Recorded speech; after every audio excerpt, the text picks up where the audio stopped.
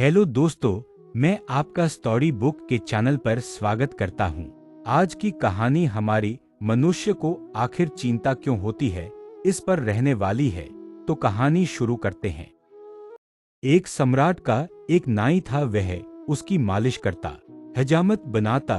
सम्राट बड़ा हैरान होता था कि वह हमेशा प्रसन्न, बड़ा आनंदित, बड़ा मस्त। उसको 1 रुपया रोज मिलता था, बस 1 रुपया रोज में वह खूब खाता पीता, मित्रों को भी खिलाता पिलाता। सस्ते जमाने की बात थी। रात जब सोता तो उसके पास 1 पैसा न होता। वह निश्चिंत सोता। सुबह 1 रुपया फिर उसे मिल जाता। मालिश करके वह बड़ा खुश था, इतना खुश था कि सम्राट को उससे ईर्ष्या होने लगी। सम्राट भी इतना खुश नहीं था। खुशी कहाँ, उदासी और चिंताओं के बोझ और पहाड़ उसके सिर पर थे। उसने पूछा नाई से कि तेरी प्रसन्नता का राज क्या है। उसने कहा, मैं तो कुछ जानता नहीं, मैं कोई बड़ा बुद्धिमान नहीं, लेकिन जैसे आप मुझे प्रसन्न देखकर चकित होते हो, मैं आपको देखकर चकित होता हूँ कि आपके दुखी होने का कारण क्या है। मेरे पास तो कुछ भी नहीं है और मैं सुखी हूँ। आपके पास सब है और आप सुखी नहीं। आप मुझे ज्यादा हैरानी में डाल देते हैं। मैं तो प्रसन्न हूँ, क्योंकि प्रसन्न होना स्वाभाविक है, और होने को है ही क्या। वजीर से पूछा सम्राट ने एक दिन कि इसका राज खोजना पड़ेगा। यह नाई इतना प्रसन्न है कि मेरे मन में ईर्ष्या की आग जलती है कि इससे तो बेहतर नाई ही होते। यह सम्राट होकर क्यों फंस गए। न रात नींद आती, न दिन चैन है, और रोज चिंताएं बढ़ती ही चली जाती हैं। घटता तो दूर, एक समस्या हल करो, 10 खड़ी हो जाती हैं तो नाई ही हो जाते। वजीर ने कहा, आप घबराए मत, मैं उस नाई को दुरुस्त किए देता हूँ। वजीर तो गणित में कुशल था। सम्राट ने कहा, क्या करोगे। उसने कहा, कुछ नहीं, आप 1-2-4 दिन में देखेंगे। वह 99 रुपये एक थैली में रखकर रात नाई के घर में फेंक आया। जब सुबह नाई उठा तो उसने 99 गिने। बस वह चिंतित हो गया। उसने कहा, बस 1 रुपया आज मिल जाए तो आज उपवास ही रखेंगे, 100 पूरे कर लेंगे।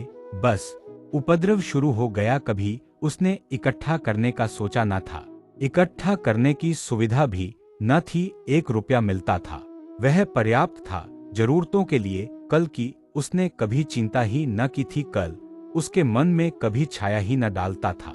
वह आज में ही जिया था।